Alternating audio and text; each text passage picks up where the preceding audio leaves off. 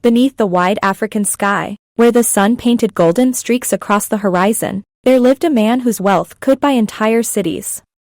His name was Chief Adewale, a billionaire known for his towering businesses, his sprawling estates, and his power that reached into every corner of the land. People spoke his name with respect, and sometimes with fear, for he was a man who seemed untouchable. Yet, beneath all his riches and influence, there was one soft spot in his life. His only daughter, Ife. Ife was a girl of gentle spirit, no older than 11, full of laughter, full of questions, and full of a hunger to learn. Chief Adewale loved her more than his gold, more than his land, more than even the throne of his ancestors. One morning, as the city bustled with traders shouting their prices, motorbikes weaving through traffic, and children running with laughter, something unusual caught his attention. His convoy of black SUVs was crawling through the heart of the city, returning from a meeting with government ministers, when his eyes fell upon a strange sight. There, beside the cracked walls of an abandoned school, a girl no older than Ife sat on the ground. Her hair was tangled, her clothes worn thin, her feet bare against the hot dust. In her hand was a stick, and before her on the dusty ground, she had drawn shapes and letters. Beside her sat 3 smaller children, their eyes wide, watching her every move as though she carried the wisdom of the world. She was teaching them. Teaching them under the open sky, with nothing but dust for paper and a stick for chalk. Chief Adewale almost told his driver to keep moving. But something stopped him. Perhaps it was the sharpness in her eyes. Or the way the children leaned toward her as if she were the only light in their world. He ordered the convoy to halt. The bodyguards tensed, confused. This was not a place for a man like him. But he stepped out, his fine agbada sweeping against the dirt, his polished shoes sinking slightly in the sand. The children froze, their laughter silenced, their eyes darting from the girl to the towering man who now approached. The homeless girl lifted her head. She met his gaze without fear. For a moment, time hung still. "Who taught you to write these things?" he asked, his deep voice carrying both authority and curiosity. She wiped her dusty hands on her faded dress and replied softly. "I taught myself, sir. From the pages I find in the trash. And I teach them too, so they will not forget." Her words struck him like a drumbeat. From the trash. She learned from what others threw away. A billionaire, a man who could buy entire libraries, stood before a child who pieced together knowledge from scraps. He felt a tug inside him, something he hadn't felt in years. A stirring. And then, behind him, his daughter Ife's curious voice rang out. "Papa, can I come down?" He turned, startled. Ife had lowered the tinted window of the SUV and was staring at the girl with wide, fascinated eyes. Before he could answer, she slipped out, running toward the circle of children. Her laughter filled the air as she dropped to the ground beside them. "Teach me too," she said eagerly to the homeless girl. The girl blinked, confused, then nodded. And so, there on the dusty ground, the daughter of the richest man in the land sat shoulder to shoulder with the daughter of no one. The stick moved across the earth. Letters appeared, shaky but alive. The children clapped. Ife clapped too, her face shining. Chief Adewale stood frozen, his chest heavy. His guards shifted uneasily, watching the strange scene. Never had they seen their master so still, so quiet. For in that moment, he saw something he had never imagined. His daughter, the child he guarded with walls, gates, and private tutors, learning side by side with a girl who had nothing. Nothing but her mind. Nothing but her courage. And yet, she gave more than any of his wealth ever could. The sun dipped lower, shadows stretching across the street. Traders packed up their goods, children scattered, and still, Ife lingered. She laughed, she stumbled over the letters, she tried again. The homeless girl encouraged her, her voice steady, her eyes bright with a strange pride. Finally, Chief Adewale cleared his throat. It was time to go.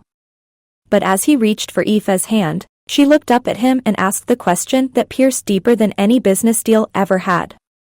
"Papa, can I come back tomorrow?" Silence. The guards glanced at one another nervously. The air seemed to tighten. Chief Adewale's lips parted, but no words came. For the first time in years, the billionaire did not know what to say.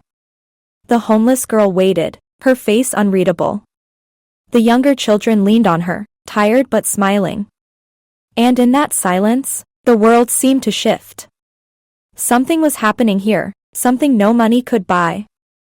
And what Chief Adewale chose next would change everything. But his choice was still locked inside his chest, waiting to be spoken. The dust swirled around his polished shoes.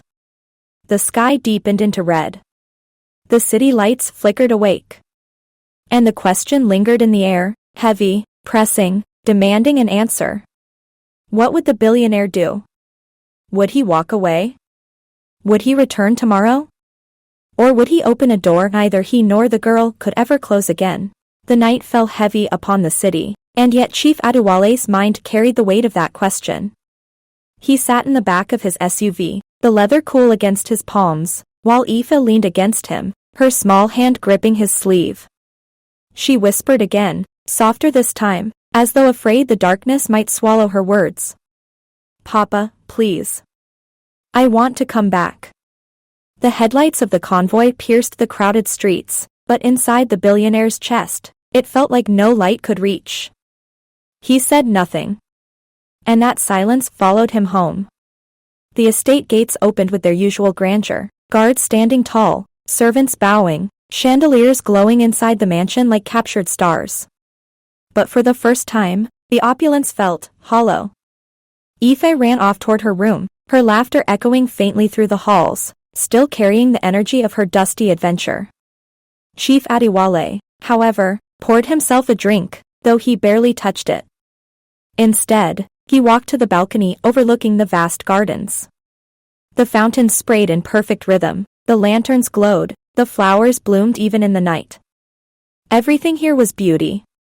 Everything here was control. And yet, the image of that barefoot girl teaching letters in the dirt would not leave his mind. Her eyes, unflinching. Her voice, steady. Her determination, unshaken. He closed his eyes, but even in the darkness behind his lids, he saw her. Morning came, and with it, the restless spirit of Aoife. She burst into his study, still in her pajamas, her braids messy from sleep. "Papa, are we going today? Please, I want to learn more from her." Her voice rang like a bell, bright and demanding. Chief Adewale set down his pen. Business contracts lay before him, worth billions, yet none seemed as urgent as the words of his daughter. He hesitated. And then, slowly, he nodded. Aoife squealed, hugging him tight, her joy bubbling over. The convoy rolled again that afternoon, but this time, the journey felt different. Chief Adewale was not simply passing through the city. He was returning to something he did not yet understand. When they arrived, the girl was there again. Same spot. Same dusty classroom without walls. This time, more children had gathered. Word had spread quickly. The homeless girl's lessons had become a beacon. And now, with the sun beating down, nearly a dozen little ones sat cross-legged before her, their eyes shining with hope. Aoife rushed forward, her dress brushing the dirt as she dropped to the ground among them. She greeted the girl with a smile so wide it melted the tension in the air. "Teach me today too," she said, her voice carrying the innocence of trust. The girl nodded, and the lesson began. Numbers this time. Her stick scratched into the earth, the children repeating after her, their voices rising in unison.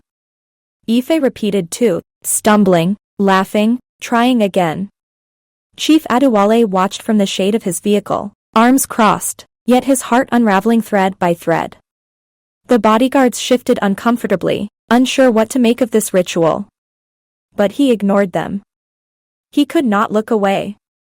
Each number the girl carved into the soil was a challenge to his world. A world where classrooms had ceilings of glass and teachers with degrees, where children carried tablets and wore uniforms sewn from the finest fabric. Here, there was none of that. And yet, here was learning in its purest form. By the third day, Chief Adewale's presence no longer startled the children. They grew used to his silent watch, the shimmer of his agbada, the gleam of his cars. Some whispered among themselves, wondering why such a man would come here. But others no longer cared. They cared only for the lessons. And so did Ife. By the fifth day, even Chief Adewale found himself stepping closer. He crouched once, his knees stiff from years of sitting in leather chairs, and picked up the stick when the girl set it aside. He traced a number in the dirt. The children gasped. The billionaire, with hands that usually signed checks and sealed deals, now wrote on the ground like one of them. Ife clapped and laughed, her pride in her father shining bright. And the homeless girl, she smiled too. It was the first time he had seen her smile. It was small, fragile, but it lit her face in a way that pierced through his armor. Days turned into weeks. The lessons continued, each one weaving a strange bond between two worlds that had never meant to meet. And slowly, whispers began to spread through the city.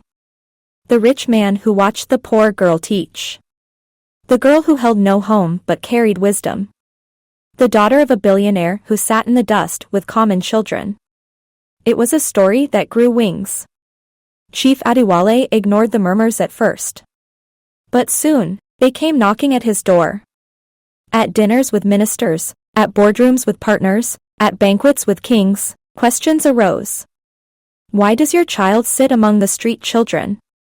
Have you lost your mind, Chief? This could tarnish your name. But when these words reached his ears, he found no anger, only a strange calm. For deep inside, he began to see what others could not. One evening, as the lesson ended and the children scattered, Chief Adewale finally spoke to the homeless girl directly. What is your name? She hesitated, as though unused to being asked. Finally, she whispered. Amara. The name rolled off his tongue like a forgotten song. Amara, he repeated softly. It meant grace. How fitting, he thought. From that day, he addressed her not as a shadow, not as a stranger, but by her name. Amara, what do you dream of? He asked one afternoon.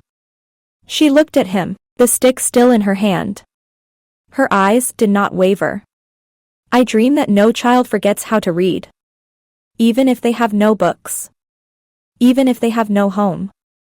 I dream they will not be blind to the world. Her voice was quiet, but it carried like thunder in his heart.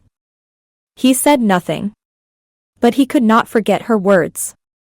Ife began to speak of Amara day and night. At breakfast, she recalled the lessons. At bedtime, she repeated the letters and numbers she had learned. Even her tutors noticed the change. Her curiosity had grown deeper, her hunger for knowledge sharper. Chief Adewale watched, torn between pride and confusion.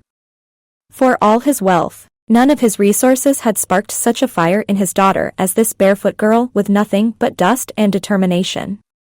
One morning, when the sun was still climbing, he arrived at the dusty ground before Amara.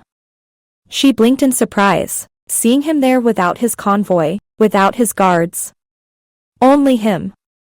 I want to see how you live, he said simply. Her silence stretched, her face guarded. But then, slowly, she rose. She led him through narrow alleys, past rusted roofs and crumbling walls, past mothers boiling pots over wood fires, past children chasing old tires with sticks. Finally, she stopped at a corner where a sheet of iron leaned against a broken wall. This is my home, she said. He stared. It was not a home. It was barely shelter. A mat of woven raffia, a bowl with scraps of food, a torn cloth folded carefully in the corner. And yet, her voice carried no shame when she spoke. Chief Adewale felt the ground tilt beneath him. For the first time, he realized just how far the gulf between them stretched. And for the first time, he wondered if his riches had made him blind. Aoife tugged at his sleeve. "Papa," she whispered, her eyes wide. "She sleeps here." He could not answer. That night, back in his mansion, he could not sleep. The bed felt too soft. The air felt too still. He thought of Amara's words, of her dream, of her shelter of iron and raffia. And slowly, a thought began to grow in him. But it frightened him. It was not the kind of thought a man like him was supposed to have. The next day, he stood again by the dusty ground, watching as Amara taught the children. The stick scratched letters into the soil, the voices rose, the laughter spread. And he realized something that shook him to his core. This girl, with no shoes, no books, no roof, was richer in spirit than many kings he had dined with. And if he ignored that truth, he would lose more than money could ever measure. The wind picked up, swirling dust into the air. The children covered their faces, giggling. Amara pressed the stick harder into the earth, refusing to let the wind erase her letters. Chief Adewale watched, his chest tightening. For deep down, he knew. The time was coming when he would have to choose. Choose between the world that demanded he protect his name, and the world that whispered of change, of possibility, of something greater than wealth. The choice burned inside him, heavy, unspoken. And still, he remained silent. For now. The days passed, and the city could no longer ignore the strange bond forming beneath the open sky. Each morning, Amara gathered the children, her voice ringing clear over the hum of the streets. Each afternoon, Aoife ran to join them, her laughter mixing with theirs, her dress stained with dust, her braids loosened by play. And each evening, Chief Adewale stood by, silent, watching, wrestling with the storm inside him. He was a man of power, a man who could summon governors with a single call, yet here he was, powerless before the sight of a barefoot girl teaching with nothing but a stick and determination. At dinners, his colleagues scoffed. "Chief, you will spoil your child. That girl is not of your world." But their words no longer held weight. For every time he looked into Aoife's glowing eyes, he knew she was seeing something he had failed to see all his life. And every time he looked at Amara, he saw a strength that could not be measured by gold. One evening, after the lessons had ended and the children had gone home, he called Amara to stand before him. She came, her small frame straight, her eyes steady. "Amara," he said slowly, "you have given my daughter what even the best schools could not. But tell me, what can I give you?" Her lips parted, then pressed shut. She shook her head. "I did not do this for gifts, sir." He studied her. Her refusal was not pride. It was truth. Still, his heart ached. That night, he called his advisors, his voice sharp, his orders quick. The next morning, trucks arrived at the dusty corner where Amara taught. Builders poured out, carrying bricks, cement, wood, and steel. The children gathered, eyes wide, whispering. Amara stood frozen. Aoife grabbed her hand, squealing with excitement. "Papa is building a school for you." Chief Adewale stepped forward, his voice carrying over the murmurs. "No child will sit in the dust again. No lesson will be lost to the wind. This ground will rise into a place of learning." The workers began, their hammers striking, their saws cutting, their voices echoing. Day after day, walls grew where once there was only sand. A roof rose, windows opened, chalkboards stood tall. And in the middle of it all, Amara watched, silent, her heart caught between disbelief and gratitude. When the school was finished, it was not grand like the mansions of the city. It was simple, but strong. A place where no rain could wash away letters, no sun could scorch lessons into silence. The children cheered. Aoife twirled in the courtyard, laughing. Amara touched the wall with her fingertips, as though to test if it was real. Chief Adewale stood beside her. "This is yours to lead," he said. Her head snapped toward him. Her eyes widened. Mine? Yes, he said firmly. You are their teacher. This is your calling. And I will make sure the world hears your voice. Tears welled in her eyes, but she blinked them back. For the first time in her life, she felt seen. The school opened, and children filled it. Desks scratched by eager hands, chalk tapping against the board, voices rising in song and repetition. Amara taught with a fierceness, her passion unbroken, her dream alive. And Aoife sat among the children, her laughter as bright as the morning sun. But not all welcomed this change. Whispers grew into protests. Some wealthy families sneered. Why should our children sit with street children? This is madness. Politicians muttered. This will stir unrest. The poor will think themselves equal. Chief Adewale faced them all with silence first. Then, one night, at a gathering of powerful men, he rose to speak. He told them of Amara. Of how she learned from the trash. Of how she lit a fire in his daughter that no money could buy. Of how true power was not in riches, but in giving knowledge to those who had none. The hall fell silent. Some turned away, their pride wounded. But others bowed their heads, unable to deny the truth in his words. From that day, the school became more than a place. It became a symbol. And Amara, she became its heart. Seasons changed. The dusty ground bloomed with voices, laughter, and lessons. Children who once begged in the streets now recited poems, solved sums, dreamed aloud. And Chief Adewale's mansion, once filled with hollow grandeur, now echoed with the joy of his daughter's stories.